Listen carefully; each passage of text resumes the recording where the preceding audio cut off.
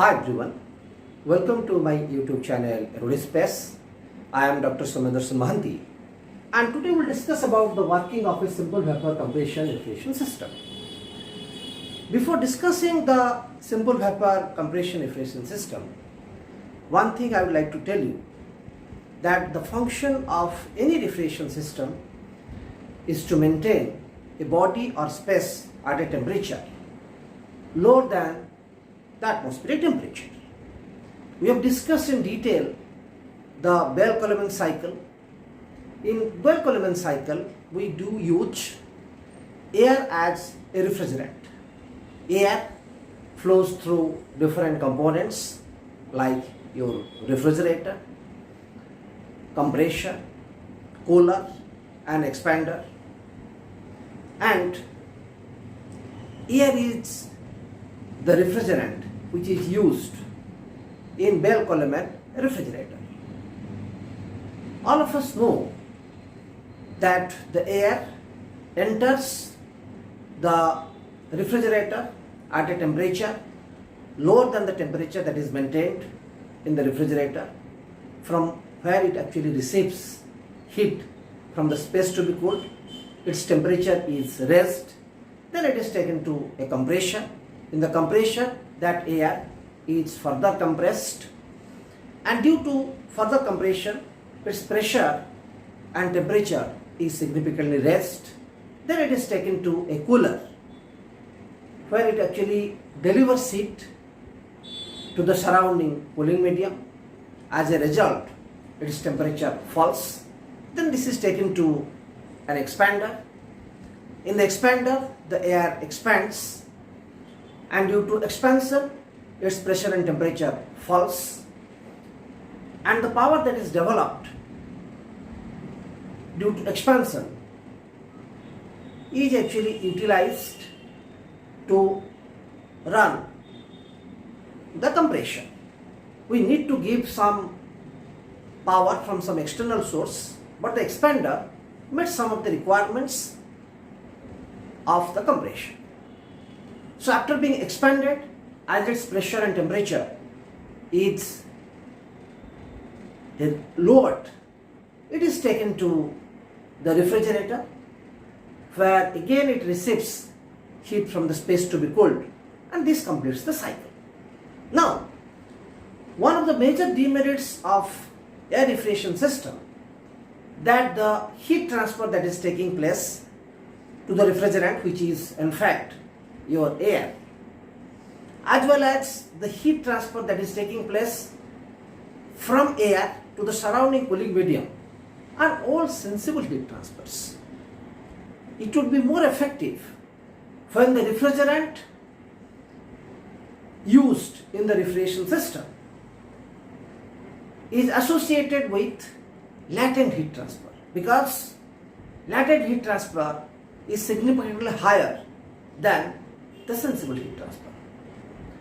So when it comes to your vapor compression refrigeration system, we use a suitable working substance which is known as your refrigerant, which alternately evaporates and condenses, and thereby producing the desired refrigerating effect. And you can see the essential components of the simple vapor compression refrigeration system. If you start from the evaporator, you have evaporator, then you have a compression, then you have a condenser, then you have a receiver tank, and then you have an expansion valve. And the refrigerant continuously flows through all these components. Now, we'll discuss how actually it works. First, low pressure, low temperature liquid refrigerant will enter the evaporator, and in the evaporator it will receive heat from the space to be cooled. So as it receives heat from the space to be cooled, its temperature is raised, and then that is taken to the compression. In the compression, the refrigerant is further compressed, and due to the compression, its pressure and temperature is raised. After that, that refrigerant is taken to a condenser. In the condenser, it liberates it to the surrounding cooling medium or condensing medium, and as it liberates it to the surrounding cooling or condensing medium, it actually gets converted into liquid refrigerant, and after that it is stored in a receiver tank. The purpose why the receiver tank is provided, because by storing the refrigerant in the receiver tank, continuous supply of the refrigerant to the expansion valve or refrigerant valve do take place. From the receiver tank, it is taken to the expansion valve, and in the expansion valve or throttle valve, it undergoes throttling. So throttling is actually an unrestrained expansion, and while passing through the expansion valve or throttle valve, we may also call it refrigerant control valve, its pressure and temperature is reduced, but it doesn't produce any work. Now, question arises, why we are not using an expander as has been used in case of Bell Coleman cycle? The reason why the expander is not used is due to the fact that although the expander produces some mechanical work, the transmission itself consumes a lot of power that is developed, and it also increases the volume of the refrigeration system. So for that, we do use the expansion valve, which is also known as your refrigerant control valve or throttle valve. In some cases, instead of the expansion valve, capillary tube is also used, which serves the same purpose.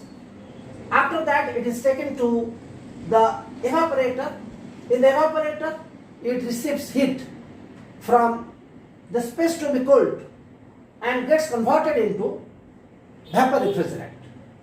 So the vapor compression refrigeration system actually works as a latent heat pump. It actually absorbs the latent heat from the space to be cooled and delivers the latent heat to the surrounding cooling or condensing medium in the condenser. So it alternately evaporates and condenses. And these two components, the compression and your expansion valve, they do work as facilitators. The compressor actually facilitates the condensation or cooling process by raising its pressure and temperature. Similarly, the expansion valve, which is also known as your refrigerant control valve or throttle valve, facilitates the evaporation process.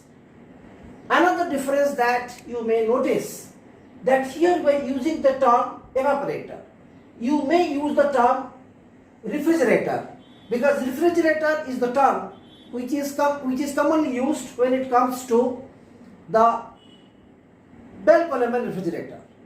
But here we specifically use the term evaporator because here evaporation of the refrigerant actually takes place.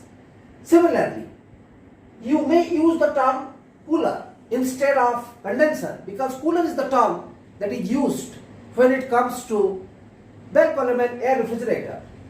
But here we are using the term condenser because the refrigerant actually condenses in the condenser. Its phase change takes place and it gets converted from vapor refrigerant to liquid refrigerant. This actually represents the suction line because it actually introduces the refrigerant into the compression. This one is known as your discharge line because the refrigerant after being compressed is being discharged through this. So this is the way the simple vapor compression refrigeration system works. The simple vapor compression refrigeration system has certain advantages over the Bell Coleman refrigeration system. The COP, which represents the coefficient of performance, is much higher compared to the Bell Coleman refrigerator because here smooth extraction of heat and smooth delivery of heat do take place.